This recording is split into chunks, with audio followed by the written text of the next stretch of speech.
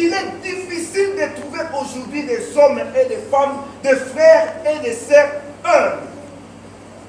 Or, la Bible dit, si tu veux être grand, il faut que tu t'abaisses.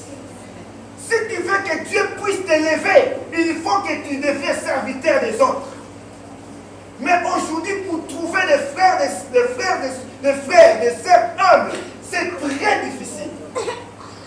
Or, dans ce chemin-là que Dieu bénit les gens, dans ce chemin-là que Dieu élève les gens. Mais nous, comme nous ne connaissons pas que c'est dans ce chemin-là Dieu bénit, que Dieu élève, nous nous oublions, nous résistons, bien-aimés, de chercher l'humilité.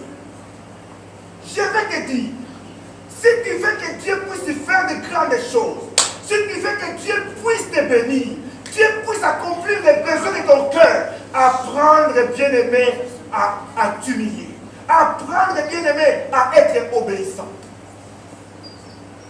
L'obéissance, ce n'est pas l'esclavage. L'humilité, ce n'est pas un symbole, bien-aimé, d'être faible. Non. Si tu es humble, cela ne signifie pas que tu es faible. Non. Au contraire, bien-aimé, quelqu'un qui est humble, c'est celui qui est fort. Amen. Mais aujourd'hui, vous savez, l'orgueil est du sang. L'orgueil, c'est naturel. Toute personne est orgueilleuse. Toute personne, sans exception, même moi qui vous parle.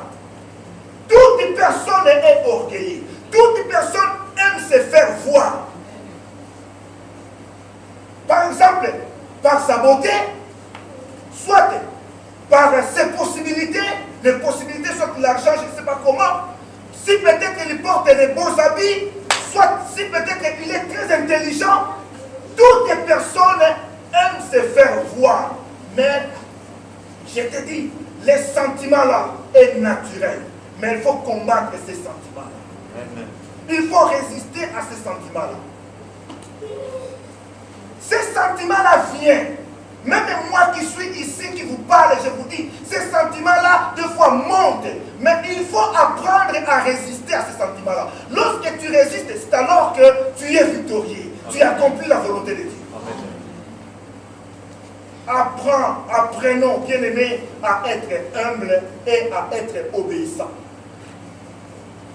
Si tu obéis aux autres, si tu obéis à ta femme, si tu obéis à ton mari, si tu obéis à tes parents, si tu obéis à ton pasteur, si tu obéis à maman pasteur, cela ne veut pas dire que tu es faible. Non. Si tu es humble devant tous ces gens, cela ne veut pas dire que tu es faible. Non. Tu n'es pas faible. Comme nous disons des autres personnes qui, dès que vous êtes là, je ne suis pas au-dessus de vous. Alléluia. Amen. Je ne suis pas supérieur par rapport à vous. Des fois, vous obéissez à moi parce que Dieu m'a donné une identité pastorale. C'est pourquoi des fois, vous pouvez vous obéir à moi. Mais hors de cette identité, si tu me tiens comme ça, tu peux m'écraser. Alléluia. Amen. Tu peux t'écraser, tu peux m'écraser. Bien aimé, même moi qui suis ici, j'ai droit à vous obéir. J'ai droit aussi à m'humilier devant vous. Comment est-ce que vous pouvez me qualifier comme un bon serviteur de Dieu si je ne suis pas humble, si je ne suis pas obéissant? Alléluia. Apprenons à être humble et obéissant. Apprenons à être fidèles.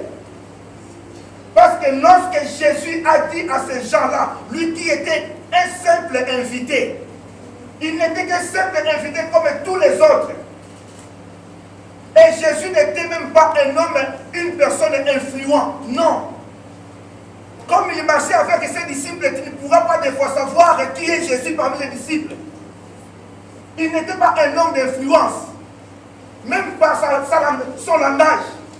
Même par, bien aimé, par sa façon de vêtir. Il n'était pas différent.